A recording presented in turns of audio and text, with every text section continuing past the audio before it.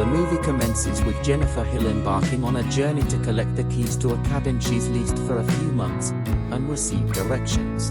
Her destination is a cabin located in the southern wilderness of an undisclosed deep south state, where she plans to work on her second novel. During her drive to the cabin, she loses her way and stops at a gas station, where she crosses paths with a group of rough-looking individuals. Inadvertently, she spills some liquid on Johnny, the leader of the group, and inadvertently triggers her car's panic button, which startles him. The others mock Johnny for being frightened. Jennifer proceeds down a gravel road towards the cabin without any unusual occurrences in the following days.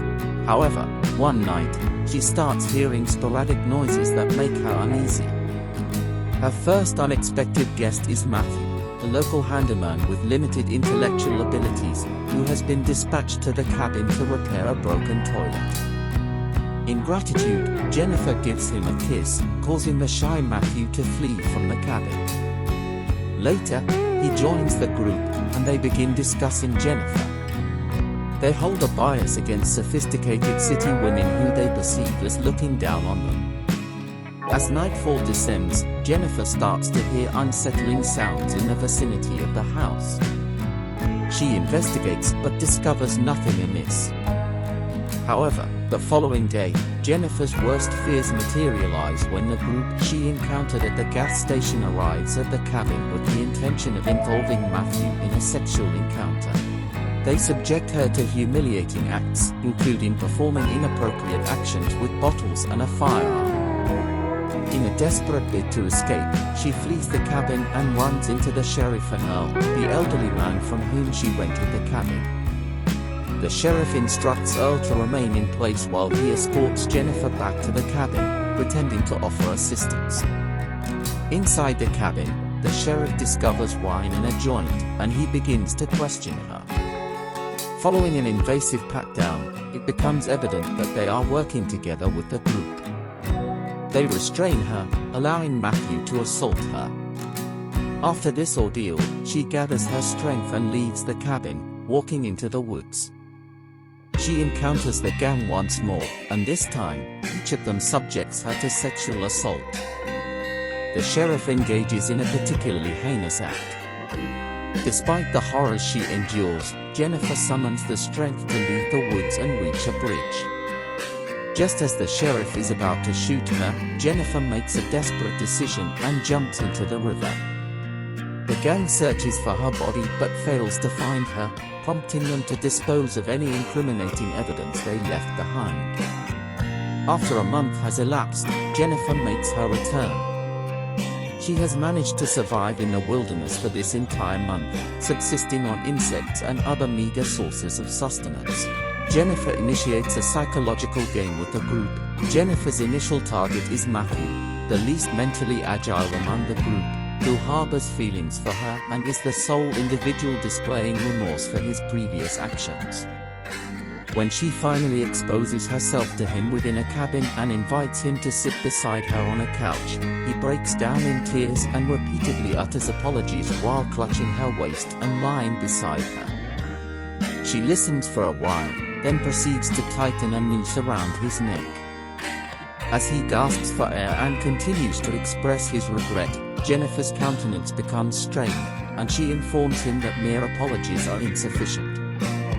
She then drags him outside by the rope. Her next two victims are the group's henchmen, Stanley, the overweight one, and Andy, who is knocked unconscious by a baseball bat. Jennifer employs fishhooks to prop Stanley's eyelids open. This gruesome act is being documented on Stanley's camera, the very same camera he used to record the assault on Jennifer.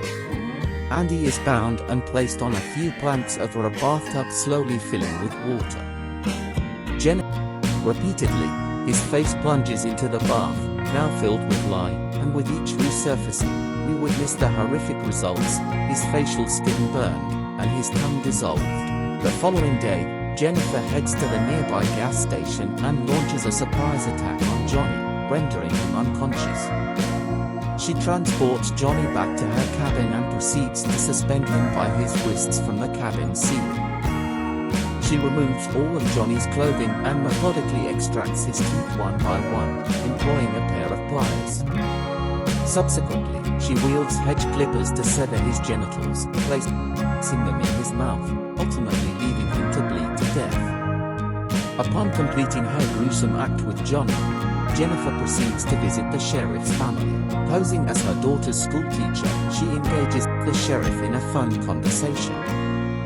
The sheriff rushes home, only to discover Jennifer's absence. He learns that she has taken his daughter to the playground and hurries there, but when he arrives, he finds no one but Jennifer in the back seat of his police car. Following the sheriff's recovery from the blow with the tire iron, Jennifer engages in a conversation with him about the kindness of his daughter, seemingly disregarding his pleas not to harm her. She finally exclaims, "She's an innocent girl." Jennifer kneels beside him and responds with, "So was I." It's worth noting that the movie does not depict the sheriff's daughter again after this point, and it is assumed that Jennifer simply allowed her to return home, using her as bait for the sheriff. She then reveals that she has attached a string to the rifle's trigger, with the other end tied to the unconscious Matthew's wrist. As she exits the cabin, the sheriff calls for help while simultaneously cursing her out. Shortly thereafter, Matthew regains consciousness, and despite the sheriff's failed attempt to calm him down, Matthew moves, unintentionally discharging the shotgun and resulting in the deaths of both the sheriff and Matthew. In the final scene, composed and motionless Jennifer is seated on a tree trunk outside the cabin, gradually breaking into a smile upon hearing the gunshot, signifying the conclusion of their torment. The movie ends here. Click the subscribe button for more movie recaps.